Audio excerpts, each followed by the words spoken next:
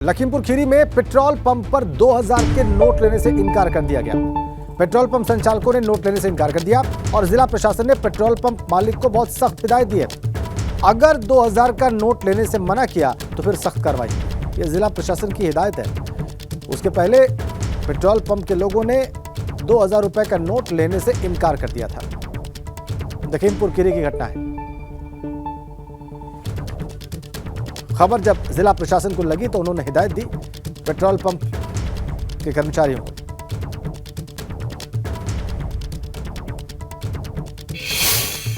मुझे आज सूचना मिली है कि कुछ पेट्रोल पंप संचालकों द्वारा 2000 की नोट उपभोक्ताओं से लेने के लिए मना किया जा रहा है। यह अत्यंत आपत्तिजनक है।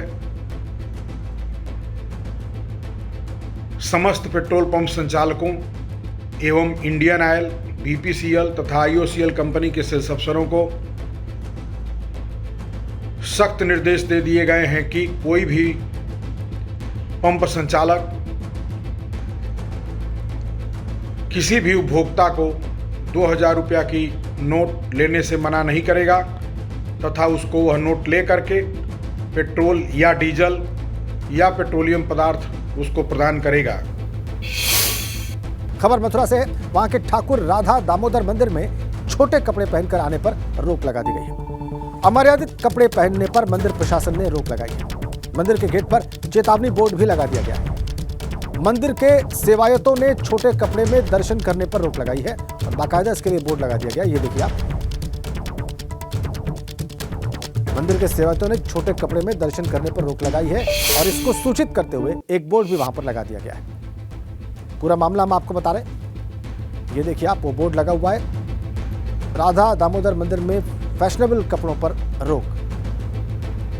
गेट पर फोटो के साथ पोस्टर भी चिपका दिए गए कि ये कपड़े पहनकर आप नहीं आ सकते। मर्यादित वस्त्रों के साथ ही मंदिर में प्रवेश की इजाजत दी जाएगी और हाफ पैंट, मिनीस्कर्ट और जींस में मंदिर में दर्शनों पर रोक लगा दी गई है। कुर्ता पायजामा, सूट और साड़ी में आने की इजाजत है। हमारे संवाददाता अनिल सारस्वत फोन लाइन पर हमारे साथ जुड़ चुके हैं। अनिल, थोड़ा और विस्तार में बताएं कि ये फैसला मंदिर प्रबंधन ने क्यों लिया, इसके पीछे क्या कहा जा रहा है और क्या मथुरा में इसके अलावा भी इस प्रकार की कोई चेतावनी या कोई बोर्ड वहां के मंदिरों में? जी, मैं आपको बता दूं, यह वृंदावन का मामला है। जो सप्त देवालय हैं उनमें शामिल है ठाकुर राधा दामोदर मंदिर शामिल है। उसी में ये बोर्ड लगाया गया है कि यहाँ पर जो अमर्यादित जिस तरह के कपड़े होते हैं, छोटे कपड़े होते हैं, निक्कर पहन के आते हैं, जीन्स टॉप पहन के आते हैं और जो जैसे श्रद्धालु आते हैं वहाँ पर, तो उनके लिए कहा गया है कि अमर्यादित कपड़े पहनकर यहाँ पर दर्शन करने ना आए। इस प्रकार के बोर्ड मंदिर प्रबंधन द्वारा लगाए गए हैं और मंदिर प्रबंधन द्वारा और मंदिरों से भी इस तरह की निवेदन किया गया है कि दूसरे मंदिर भी इस ओर अपना ध्यान आकर्षित करें कि यहाँ पर जो मंदिर में श्रद्धालु दर्शन करने आते हैं वो सही सहज कपड़ों में ही, अशोभनीय कपड़ों में वहाँ पर ना जाएं, सहज कपड़ों में ही दर्शन करने आए कि जिससे कि मंदिर की मर्यादा भी बनी रहे। जी, बहुत धन्यवाद आपका। अशोभनीय वस्त्रों में मंदिर में आने पर रोक लगा दी गई है।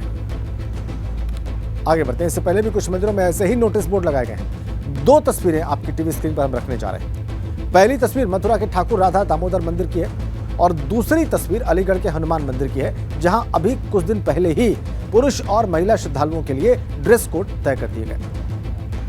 तो अलीगढ़ का हनुमान मंदिर, वहां पर क्या कहा गया है वो आप देख लीजिए। मंदिर परिसर में मुस्लिमों का प्रवेश वर्जित और इसके अलावा ड्रेस कोड का हिंदुओं को पालन करना होगा जो मंदिर में जाएंगे, हनुमान मंदिर में। और यहां मथुरा में आप देखिए नई ये चेतावनी। और आगे बढ़ते हैं। एक बड़ा बयान दिया है डिप्टी सीएम ब्रजेश पाठक ने, उसके बारे में आपको बताया। वो कह रहे हैं कि लोकसभा चुनाव में कोई मोर्चा काम नहीं आएगा। 2024 में प्रचंड बहुमत के साथ सरकार बनाएंगे और भाजपा तीसरी बार सरकार बनाने जा रही है। भाजपा अपनी उपलब्धियों को जनता के बीच में लेकर जाएगी। विपक्षी दलों की एकता पहले भी हुई है और हम लोगों ने तब भी जीत दर्ज की है। लिहाजा फिर से भी अगर विपक्ष एक होता है तो हमें कोई दिक्कत नहीं है। निकाय चुनाव के नतीजे आने के बाद 2024 में हमने जो लक्ष्य रखा है उसे प्राप्त करेंगे। बयान है डिप्टी सीएम ब्रजेश पाठक का। प्रदेश के उप मुख्यमंत्री ब्रजेश पाठक हमारे साथ बातचीत के मौजूद है। सर, अगर बात करें तो कल कर्नाटका में शपथ ग्रहण समारोह हुआ, सभी दल पहुंचे जिनको कांग्रेस ने आमंत्रित किया था, लेकिन समाजवादी पार्टी वहां पर नहीं पहुंची। किस तरीके से आप इसे देखते हैं? ये सवाल तो समाजवादी पार्टी से होना चाहिए और भारतीय जनता पार्टी पूरे देश में, पूरे प्रदेश में तन्मयता के साथ कार्यकर्ताओं को लेकर शुचिता के साथ लगी हुई है। माननीय प्रधानमंत्री जी की गरीब कल्याण योजनाएं जन जन तक पहुंची हैं और सबका भरोसा भारतीय जनता पार्टी के प्रति लगातार बढ़ा रहा है। भारतीय जनता पार्टी ने अपने वोट प्रतिशत में बढ़ोतरी की है और जब भी चुनाव होता है भारतीय पार्टी और मजबूती के साथ उभरती है। सर, कांग्रेस पार्टी लगातार विपक्षी एकता की बात करे, यूपी से अगर बात करें तो सपा और रालोद को दोनों का आमंत्रित किया जाएगा, लेकिन रालोद पहुंची, सपा नहीं पहुंची। इस प्रकार की बयानबाजी लंबे अरसे से होती है। 89 से मैं भी देख रहा हूँ। राष्ट्रीय मोर्चा, दिन ये मोर्चा, दिन वो मोर्चा, इसका कोई मतलब नहीं है। भारतीय जनता पार्टी आदरणीय प्रधानमंत्री नरेंद्र मोदी जी के नेतृत्व में दिनों दिन मजबूत हो रही है और 2024 के लोकसभा के चुनाव में आप देखेंगे हम पुनः प्रचंड बहुमत के साथ सरकार बनाएंगे। 7 सीटों का आपने लक्ष्य रखा है। अखिलेश यादव भी लगातार गठबंधन की बात कह रहे हैं, लेकिन वो क्षेत्रीय दलों के साथ कह रहे हैं। 2014 में जो रिजल्ट था, हमने 73 से अधिक सीटें जीतेंगी। इस बार हम 75 से अधिक सीटें जीतेंगे और प्रचंड बहुमत की सरकार तीसरी बार बनेगी। एक सवाल और है, 30 मई से लेकर 30 जून तक प्रधानमंत्री नरेंद्र मोदी के 9 साल कार्यकाल के पूरे हो रहे हैं। बीजेपी बड़ा कार्यक्रम करने वाली, किस तरीके से आप लोग आगे बढ़ेंगे? पार्टी विभिन्न कार्यक्रमों के जरिए जनता से सीधा संवाद स्थापित करेगी। हम घर घर जाएंगे आदरणीय मोदी जी की नीतियों को लेकर के और जो हमारे इन 9 वर्षों के कार्यकाल की जो उपलब्धियां हैं उनको बताएंगे और जनता को सीधे जोड़ करके भारतीय जनता पार्टी से और प्रगाढ़ता के साथ संबंध स्थापित करने के लिए काम करेंगे। सर, निकाय चुनाव के नतीजे से आप लोग उत्साहित हैं? लग रहा है कि 2024 में जो आपने टारगेट रखे उसे अचीव कर लेंगे? हाँ, ये तो आप लोगों का भी यही कहना है और प्रदेश की जनता भी कह रही है कि उत्तर प्रदेश में भारतीय जनता पार्टी बहुत मजबूत स्थिति में है। शुक्रिया से बातचीत करने के लिए उत्तर प्रदेश के उप मुख्यमंत्री ब्रजेश पाठक, जिन्होंने कहा है कि समाजवादी पार्टी हो या फिर कोई अन्य दल हो, वो बीजेपी के मुकाबले कभी नहीं है और 2024 के लिए जो लक्ष्य रखा गया उसे अर्जित किया जाएगा। कृष्ण सुनील कुमार के साथ अविनाश तिवारी, एबीपी गंगा, दिल्ली। इधर लखनऊ में चोरों ने एक मंदिर को अपना निशाना बनाया है। थाना सरोजनी नगर इलाके के हिंद्रनगर में चोरों ने वारदात को अंजाम दिया। चोरों ने हेमंतनाथ मंदिर और उसके परिसर में ही बने शनि मंदिर के दान पात्र का ताला तोड़कर नकदी पर हाथ साफ कर दिया और चोरों की सारी करतूत सीसीटीवी में कैद हो गई। ये सीसीटीवी फुटेज आप देख रहे हैं। आप तारीख भी देख सकते हैं। हेमनाथ मंदिर में चोरों ने दान पात्र से नकदी उड़ा ली।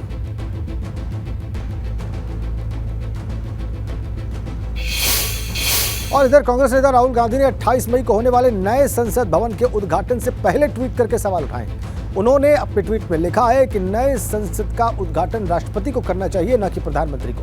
और आपको बताएं कि नया संसद भवन एक त्रिकोणीय आकार की 4 मंजिला इमारत के रूप में बना है और 64,500 वर्ग मीटर क्षेत्रफल में फैला है।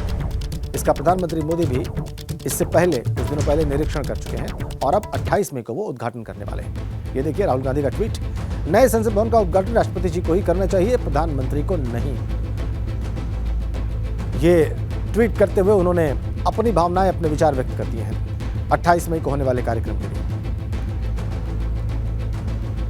उनका मानना है कि राष्ट्रपति को यह उद्घाटन करना चाहिए, प्रधानमंत्री को नहीं। 28 मई को उद्घाटन होना है और यह कार्यक्रम करेंगे प्रधानमंत्री नरेंद्र मोदी उद्घाटन का। इसी पर यह टिप्पणी राहुल गांधी की। ये ट्वीट और ट्वीट से उपस्थित सवाल ये देखिए आप। हम आपको दिखा रहे हैं संसद भवन जो नया बना है उसकी तस्वीरें। जब प्रधानमंत्री मोदी उसका निरीक्षण करने पहुंचे थे उस वक्त की तस्वीरें हैं, कुछ दिनों पुरानी है। आप देखिए प्रधानमंत्री मोदी ने कैसे इसका निरीक्षण किया था। लगातार इसका निरीक्षण वो करते रहे। इसके निर्माण यात्रा को लगातार प्रधानमंत्री ने देखा है। संसद भवन की और क्या विशेषताएं हैं आइए आपको बताते हैं। त्रिकोणीय आकार का ये 4 मंजिला भवन है और लोकसभा के 888 सांसदों के बैठने का इंतजाम है इस नए भवन में। राज्यसभा के भी 300 सांसदों के बैठने की व्यवस्था है इस भवन में और एक वक्त में 1280 सांसद इस नए संसद भवन में बैठ सकेंगे।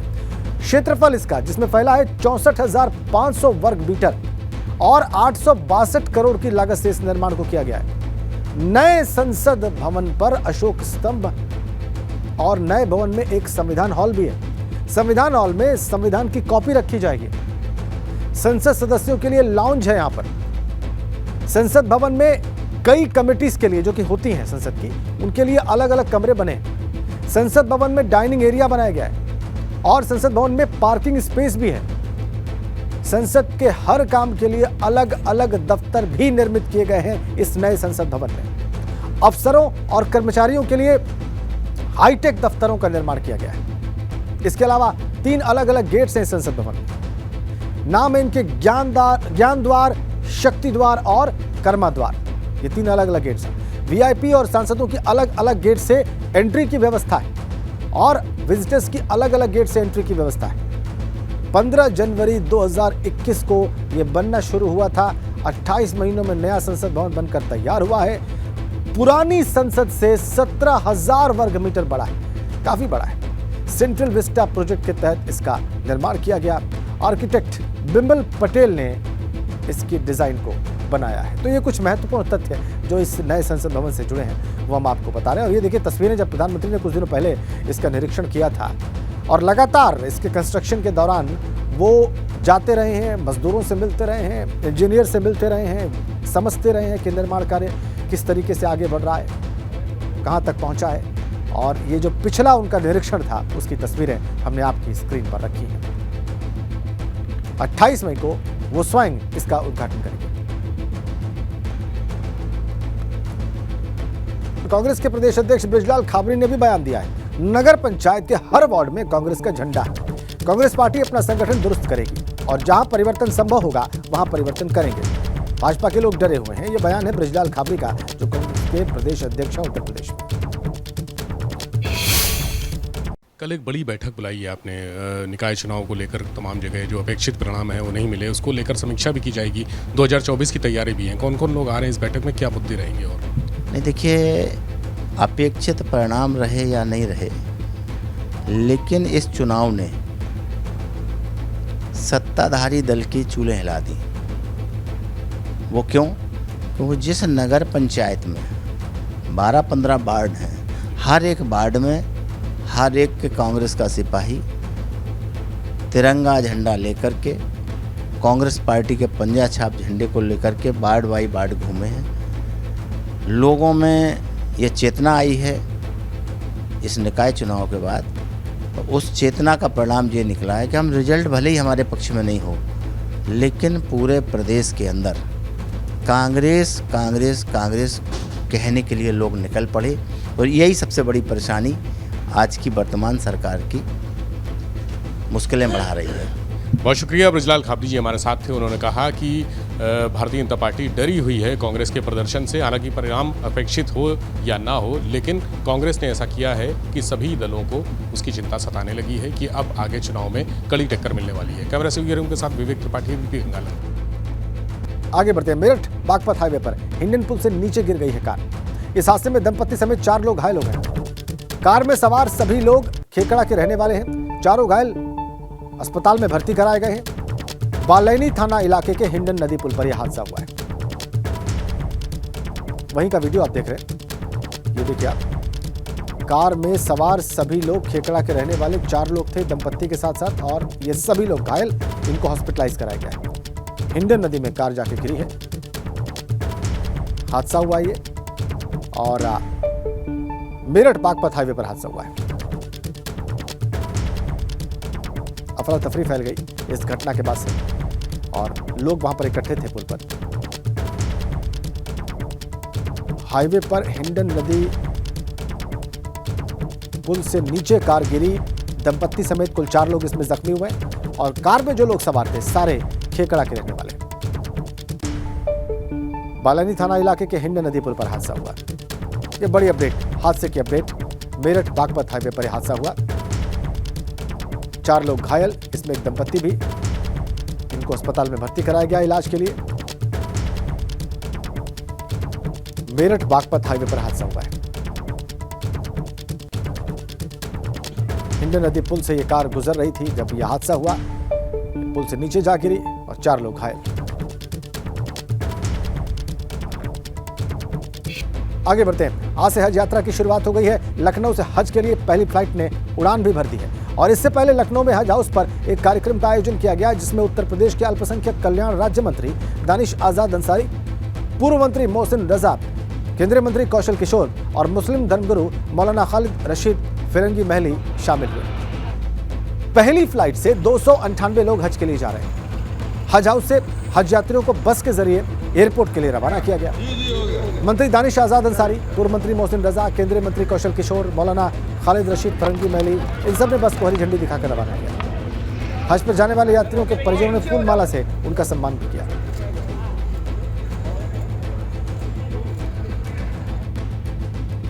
ये आप बस की तस्वीरें देख रहे हैं और इस सारे कार्यक्रम की जो बड़ी 4 तस्वीरें हमें मिली वो हमने इस वक्त आपकी स्क्रीन पर रखी हैं। आप देखिए कैसे कार्यक्रम संपन्न हुआ। हज यात्रियों के रवाना होने से ठीक पहले हज हाउस पर कैसे सम्मानित किया गया फूल मालाएं पहनाकर इन यात्रियों को। और बस में जब सवार हुए हज यात्री उस वक्त की भी तस्वीरें हैं और बस को हरी झंडी दिखाया गया जब वर्तमान मंत्री, पूर्व मंत्री और खालिद रशीद फरंगी महली के द्वारा, तो उस वक्त की तस्वीरें भी हैं। हमने मुबारकबाद पेश की है और सबकी गुजारिश की हमारे हाजी भाइयों से कि सब मुल्क की तरक्की के लिए, अमन चैन भाईचारे के लिए दुआ करें। और हमारे माननीय मुख्यमंत्री जी, हमारे प्रधानमंत्री जी ने सभी को शुभकामनाएं भेजी हैं और सभी से गुजारिश की है कि उनकी हज यात्रा अच्छी हो और वो सकुशल जाएं और मुल्क की तरक्की के लिए दुआ करके वापस आएं। हम सबके लिए बड़े खुशी और मसरत की बात है कि उत्तर प्रदेश में योगी सरकार ये पहला जत्था बेहतरीन इंतजाम के साथ में, और अभी हमारे 26,786 लोग उत्तर प्रदेश से प्रवास करेंगे हज के लिए। आजमीन का जो सफर होगा और हमें उम्मीद है कि इस बार के सफर में ये खुद महसूस करेंगे, हमारे ये जो लौट कर हाजी आएंगे वो बताएंगे आप सबको कि योगी सरकार ने और मोदी सरकार ने बेहतरीन इंतजाम किए हैं। ऊपर वाले से भी दुआ करता हूं कि वो लोग ईमान लेकर के आएंगे और अपने देश के लिए, अच्छाई के लिए, देश की भलाई के लिए, इंसानों की भलाई के लिए दुआ मांगेंगे। एकता और अखंडता भारत की बनी रहे, हमारा देश उन्नति करे, विकसित भारत बने। उत्तर प्रदेश हज कमेटी के चेयरमैन जनाब मोहसिन रजा साहब और इनके पूरे स्टाफ की तरफ से बेहतर अरेंजमेंट करने की कोशिश की गई है। हम लोग को पूरी उम्मीद है कि इंशाअल्लाह इन तमाम हजरात का ये हज बहुत ही मुबारक और आसान होगा। हज पर जाने वाले हज यात्रियों का जो कुछ कहना था वो भी आपको दिखाते हैं। यहाँ की माशाअल्लाह बहुत अच्छी व्यवस्थाएं हैं और यहाँ गवर्नमेंट ने बहुत अच्छी व्यवस्था किया है। इससे बहुत खुश हो रहे हैं। अल्लाह का बहुत करम है कि जो हमको वहाँ बुला लिया और बहुत खुशी की बात है कि हम वहाँ जा रहे हैं। जी सर, बहुत अच्छा लग रहा है। हम लोग जाएंगे इतनी पाक जगह पे और हम लोग वहाँ की ज़ियारत करेंगे। बस वहाँ पहुँचने का, वहाँ का माहौल देखने का बस बहुत मन कर रहा है। यहाँ की व्यवस्था बहुत अच्छी है और जिस हिसाब से मैं सोच रहा था उस हिसाब से बहुत अच्छा मिला। जैसे ही मैं आया मुझे सब सारी व्यवस्था सही मिली।